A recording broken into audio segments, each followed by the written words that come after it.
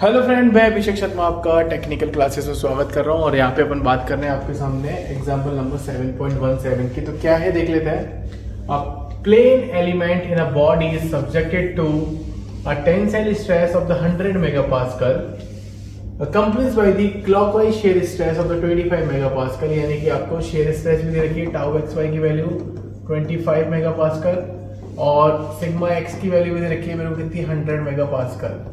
उसके बाद आप नोटिस करेंगे इस क्वेश्चन के अंदर, तो find the normal and the tangential stresses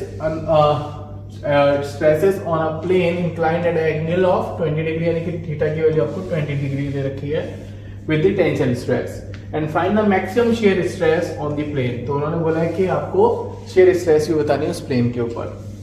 तो मैंने इस ऑब्लिक कटिंग प्लेन को यहाँ पे ले लिया, आप देखेंगे यहाँ पे मैंने इस ऑब्लिक कटिंग प्लेन को यहाँ पे ले लिया। तो मुझे यहाँ पे एक ए पॉइंट मिलेगा और एक यहाँ पे बी पॉइंट मिलेगा। मैंने बताया था कि पहले वो सिग्मा एंड टाउ की फॉर्म में मिलेगा, यहाँ पे भी सिग्मा एंड टाउ की फॉर्म में मिलेगा। तो यहाँ पे आप नोटिस करेंगे सिंपल है, कुछ ज्यादा टेंशन आपको लेनी नहीं है, क्योंकि मुझे दिख रहा है कि यहाँ पे जो 100 मेगापास्कल है वो टेंसाइल है, तो वो तो प्लस का हो गया। और आप दूसरा देखेंगे कि जो मेरे पास टाउ है वो आपका कैसा है, क्लॉकवाइज है, तो वो पॉजिटिव हो गया, तो 25 मेरा पॉजिटिव आ गया। But now in this case यहाँ पे कोई डायरेक्ट स्ट्रेस नहीं लगी हुई, तो वो जीरो हो जाएगी। और टाउ की वैल्यू कैसी आ रही है, एंटी क्लॉकवाइज, तो माइनस के 25। तो ये दो पॉइंट मुझे मिल गए। तो फिर मैं आ गया सर्किल के ऊपर। सर्किल में सबसे पहले आपको एक्स एक्सिस और वाई एक्सिस बनानी है, जो कि यही मैंने बना दी, क्योंकि यहाँ पे ओरिजिन लिखा हुआ था, ये ओरिजिन यहाँ पे मेरा। तो एक्स एक्सिस ये हो गई और वाई एक्सिस मेरी ये हो गई। तो मेरा सबसे पहला पॉइंट बनेगा 125। तो फिर मैं इस ओरिजिन से यहां से चल के गया, कलर चेंज कर देता हूं। मैं यहां से ओरिजिन से चल के गया तो मैं पहुंचा यहां पे इस जगह पे दिस इज 125 ऊपर गया, तो 100,25 वाला पॉइंट मुझे एक मिल गया। उसके बाद मुझे पता है कि डायरेक्ट स्ट्रेस मेरी जीरो है, तो मैं जीरो पे ही रहा और जीरो से नीचे की तरफ गया कितना 25, तो वो 0, माइनस के 25 मुझे एक पॉइंट मिल गया। तो दो पॉइंट मुझे मिले E एंड D, तो मैंने उसको डायगोनली मिला दिया। तो अब मुझे पता पड़ गया कि ये जो लेंथ है मेरे पास, this is the diameter of the circle. तो इसको मैंने डायमीटर मानते हुए मैंने इसका सेंटर आइडेंटिफाई किया। वैल्यू से निकाल सकते हो, ज्योमेट्री से आप निकाल सकते हो सिंपल तरीके से, कि मुझे पता है कि यहां से लेके यहां तक की वैल्यू मेरी कितनी है, ये मेरी कितनी है, तो ये वैल्यू कितनी निकल के आ जाएगी, उसका मल्टीप्लाई 2 कर दोगे तो आंसर आ जाएगा। क्या आ जाएगा आपका आंसर। तो सिंपल तरीके से मुझे ये पता पड़ गया, तो डायमीटर से मैं रेडियस निकाल सकता हूं। अब आई मेरी दूसरी बात क्या है मेरी, एंगल था मेरे पास थीटा इज इक्वल 20 डिग्री। तो जब मैं सर्किल बनाऊंगा तो वो हो जाएगा मेरा 40 डिग्री। तो 40 डिग्री क्या होगा, जो डायगोनल जो आपका डायमीटर वाला प्लेन है, कौन सा प्लेन है, जो ये डायमीटर वाला प्लेन जा रहा है, ये डायमीटर वाले प्लेन से मैं एंगल बनाऊंगा। क्या बनाऊंगा, डायमीटर वाले प्लेन से मैंने एंगल बनाया कितना 40 डिग्री का। तो पॉइंट क्या मिला मेरे को, पी पॉइंट मिला, ये वाला पी पॉइंट मिला। सिंपल है, पहले तरीके से मैं क्या करूंगा, यहाँ पे एक नॉर्मल डालूंगा। नॉर्मल डाला तो मुझे पता पड़ गया यहाँ पे कि ओपी जो है वो मेरा सिग्मा टाउ को रिप्रेजेंट करेगा, जो कि मेरी टेंजेंशियल स्ट्रेस होगी।